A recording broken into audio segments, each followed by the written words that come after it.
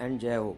बहुत प्यार मिला है, बहुत फीडबैक मिले हैं, बहुत क्रिटिकल कमेंट आए हैं, दिल से कमेंट आए हैं और आज हम बात करेंगे जेडीएफ की, जूनियर डॉक्टर फेडरेशन, जो जूनियर डॉक्टर एसोसिएशन और लोकल आरडीए से मिलकर बनी है। ज़्यादातर लोगों ने पर्सनल व्हाट्सएप किए, फ़ोन किए। मेरी रिक्वेस्ट है कि पब्लिकेशन को, यूट्यूब को देखिए, लाइक कीजिए, कमेंट कीजिए, ताकि फुटफॉल भी बढ़ेगा और बाकी लोगों को भी स्टिमुलेशन होगा। जो हम ये हिस्ट्री ट्रेक कर रहे हैं मिड 60 से लेके अभी तक मिड 2025 की आफ्टर मिलेनियम, हम देख रहे हैं कि हमारे बहुत जूनियर डॉक्टर्स कुछ एकेडमिशियन हो गए हैं, कुछ एक्टिविज़म में एक्टिव रहे थे, कई लोग हमारे सोशल सेक्टर में बहुत ऊपर पहुंच गए हैं, कईयों को अवार्ड मिले, कोई अकाउंटेबिलिटी में पहुंच गए हैं और कई लोग एंटरप्रेनर हो गए हैं और बहुत लोग अब्रॉड चले गए हैं। उनको हमें ट्रैक करने में मुश्किल हो रही थी, लेकिन धीरे धीरे फीडबैक आता जा रहा है और इस फीडबैक के साथ हम इसको ज़्यादा से ज़्यादा ऑथेंटिक करेंगे और हम दिल्ली के नहीं, दिल्ली के बाहर के भी कुछ लोगों से टच में हैं, खासकर माड़ वाले लोगों से। तो मैं फिर आपको रिमाइंड करा लूँ कि हमारे अनसंग हीरो थे, आज हीरो बन चुके हैं। आप भी कल अनसंग हीरो के हीरो बनेंगे। हमें मिलकर काम करना है, एक दूसरे डॉक्टर की मदद करनी है। Junior doctor, medical officer, senior resident, specialist, teaching, non teaching, researcher, हमें एक कंबाइंड एफर्ट करना है टू मेक इंडिया ग्रेट। अब रिमाइंड करूं कि पहली हमारी जो एजिटेशन हुई थी सिर्फ दिल्ली के कुछ हॉस्पिटल्स की 1974 में हुई थी। उसके बाद 1978 में स्टूडेंट विंग ने एक्टिवेशन शुरू करी। पहले स्टार्ट हुआ जो सफ्दरजंग यूसीएम में से, और जब मैं बाकी स्टूडेंट एसोसिएशन मिल गई, और फिर 1980 में बहुत अच्छी स्ट्राइक हुई। उसके बाद 1986 में हुई, और जो 96 और 80 के इम्प्लीमेंट नई चीज़ हुई थी वो 86 में की गई, और जो 86 में गैप्स थे, इम्प्लीमेंट नहीं किए थे, वो जाके 89 में हुए। मेरे को कई present junior doctor including doctor Gujjar और बाकियों ने भी संपर्क किया है।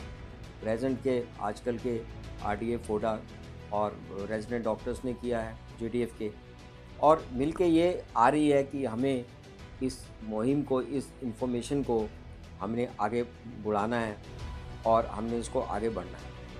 अब जो मेन एम था, जो 80 में एग्रीमेंट हुआ था, वो कुछ पार्शियली इम्प्लीमेंट हुआ और 86 में 4th पे कमीशन के साथ फिर ये एग्रीमेंट हुआ। जो क्लॉज डी में बताया जा रहा था, क्लॉज डी में ये था, डिमांड क्या थी? सीएचएस के साथ parity, better working condition, better living condition, timely promotions, यही कॉमन एजेंडा चल रहा है 1974 से। इनके बाद क्लॉज डी में आया था कि जब सीएचएस के पे बढ़ेगी तो रेजिडेंट की भी बढ़ेगी, लेकिन ये हुआ नहीं। 86 में जब सीएचएस की पे बढ़ी तो नहीं बढ़ी, तो 87 में पहला नोटिस इसको दिया गया जेडीएफ के बैनर के अंदर, अम्ब्रेला के अंदर, कि ताकि इसको इम्प्लीमेंट करना है और अब हमारे को पैरिटी दी जाए सीएचएस के साथ। यहाँ पे सीएचएस वाले भी बहुत लगे हुए थे कि हमारे को दी जाए। मेडिकल ऑफिसर ग्रुप अलग चल रहा था, स्पेशलिस्ट ग्रुप अलग चल रहा था, टीचिंग ग्रुप अलग चल रहा था, और हर एक आदमी चाहता था कि मेरा बन जाए, मेरे को पे बढ़ जाए, दूसरे की बढ़े ना बढ़े। ऐसा होता था कि अगर मिनिस्टर का बच्चा किसी पोस्ट में होता था, मेडिकल ऑफिसर उस कैडर की बढ़ जाती थी, जजेस के बच्चे होते थे, कई बार उस कैडर की बढ़ जाती थी, दूसरे कैडर की नहीं। तो इसमें डॉक्टर्स में बहुत असमानता थी, इंटरनली राइवलरी थी, झगड़े भी थे। तो इसको सारा जाके ब्रिज हुआ 1989 में। अब इन मीन टाइम में क्या आया, जब ये मूवमेंट चल रही थी, ये बहुत इंपॉर्टेंट है सुनने की बात, कि काफ़ी लोगों को नहीं पता था। 1988 में जो उस समय की सरकार थी, कांग्रेस सरकार थी, उन्होंने एक बिल लाया, hospital and other institution bill. उस बिल में ऐसा था कि हमको जो भी आदमी स्ट्राइक करेगा तो उसको 1 महीने से 6 महीने के लिए बाहर कर दिया जाएगा, उसके ऊपर पेनल्टी लगेगी, और यहाँ तक कि टर्मिनेशन, सस्पेंशन भी होगा, स्ट्राइक बंद कर दी जाएंगी और एस्मा लगा दिया जाएगा। तो जब ये इस टाइप की चीज़ बनी तो उसमें हम लोगों ने कमेटी बनाई। कमेटी के बाद जेडीएफ ने डिसाइड किया कि स्वास्थ्य संघर्ष समिति बनेगी, इसको एसएसएस बोला गया। ये सिर्फ hospital and other employees institution bill था, सिर्फ डॉक्टर्स के प्रति नहीं था, ये कर्मचारियों के प्रति भी था, ये नर्सेज के प्रति भी था और टेक्नीशियन ने। तो ये जब स्वास्थ्य संघर्ष समिति बनी तो ये सबका इसमें मिलाप हुआ और एक दूसरे से इंटरेक्शन करने में हमारे को बड़ा मज़ा आया। इस एजिटेशन के बाद हमने संघर्ष किया। 88 में 4 जुलाई को सफ्दरजंग पे एजिटेशन किया, 88 में 5 जुलाई को मेडिकल इंस्टीट्यूट में, 6 जुलाई को राम मनोहर लोहिया लेडी हार्डिंग में, 7 जुलाई को LNJP में, 8 जुलाई को गुरु तेग बहादुर में और 11 जुलाई को दीनदयाल हॉस्पिटल में किया। 12 जुलाई को सब दिल्ली के डॉक्टर, नर्सेज, कर्मचारियों ने मिलके पार्लियामेंट के सामने मिलके प्रदर्शन किया और ये काला दिवस के मामले में किया गया था। इसका ये फ़ायदा हुआ कि ये अदर एम्प्लॉयज़ बिल गवर्नमेंट को वापस लेना पड़ा। इसके कारण हम लोगों को फिर अपनी इच्छाएं, अपने मुद्दे, अपने आर्गूमेंट और स्ट्राइक करने का भी एक हमारे को उपलब्ध हो गया इसके लिए। तो इसके अंदर जो हमारे को लीड कर रहे थे जो एम्स के और वो थे, और ये इन्होंने थोड़े दिन पहले भी किया था DTC एम्प्लॉय में और अदर में। तो हमें लग रहा था ये ज़्यादा है, डॉक्टर्स को ना दबाएं। डॉक्टर रंगा राव इसको लीड कर रहे थे जो सफ्दरजंग हॉस्पिटल के थे, एम्स के कुछ डॉक्टर थे वहाँ से लीड कर रहे थे। अब लोग कह रहे हैं जी आपने ये जो बनाया ये अपना आप वर्जन दे रहे हो, ये मेरा वर्जन नहीं है। जो भी चीज़ें आई हैं हमने इसको ऑथेंटिकेट बनाने के लिए बहुत लोगों से बात की। हमने किस किस से बात की सुनिए, और आप उनसे बात भी कर सकते हैं। 1974 के जो लीडर्स थे, डॉक्टर विजय अग्रवाल, डॉक्टर नरोत्तम पुरी, डॉक्टर भटनागर जो आजकल लंदन में है, उनको यहाँ से भागना पड़ा था, उनको जॉब नहीं दी गई थी, उनको कहा था कि हम आपको कुछ एक्शन लेंगे। डॉक्टर दत्ता से बात करिए, डॉक्टर DS गंभीर से बात करिए। 1978 में जो स्टूडेंट थे, डॉक्टर अनिल बंसल, डॉक्टर सचदेवा जो सेंटर फॉर साइट में है, उस समय वो एम्स को रिप्रेजेंट कर रहे थे as a student, doctor Sanjeev Malik जो कि सफ्दरजंग में थे और UCMS को रिप्रेजेंट कर रहे थे अनिल बंसल के साथ।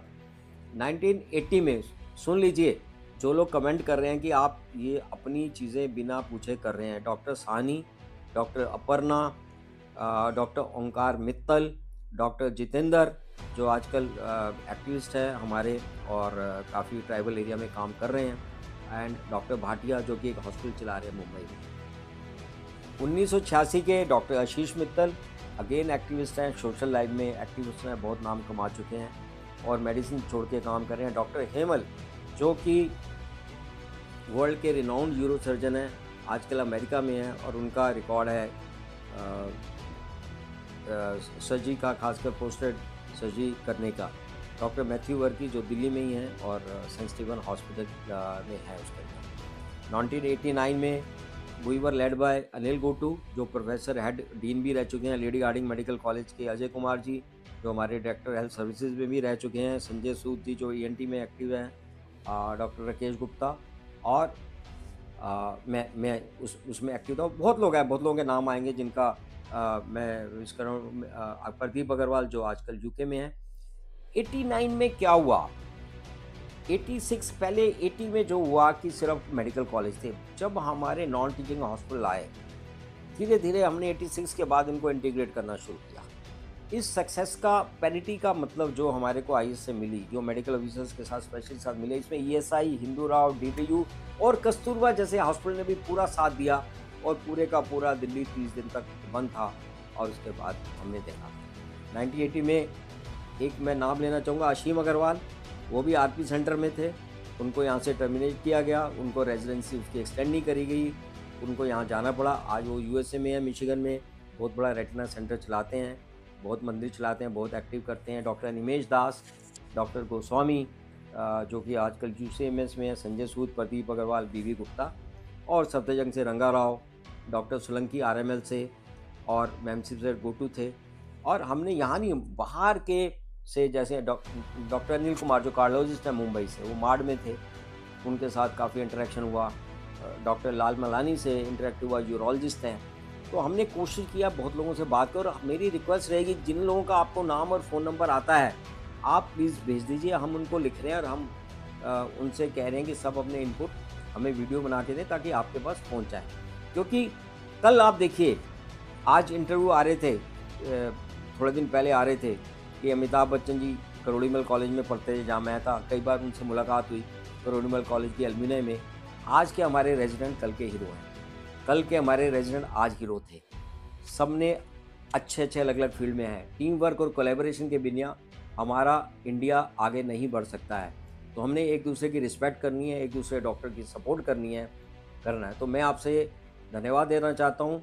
यहीं मैं ख़त्म करूँगा, लेकिन आपका क्रिटिकल फीडबैक और बिल्कुल इनपुट इस पे दीजिए। धन्यवाद।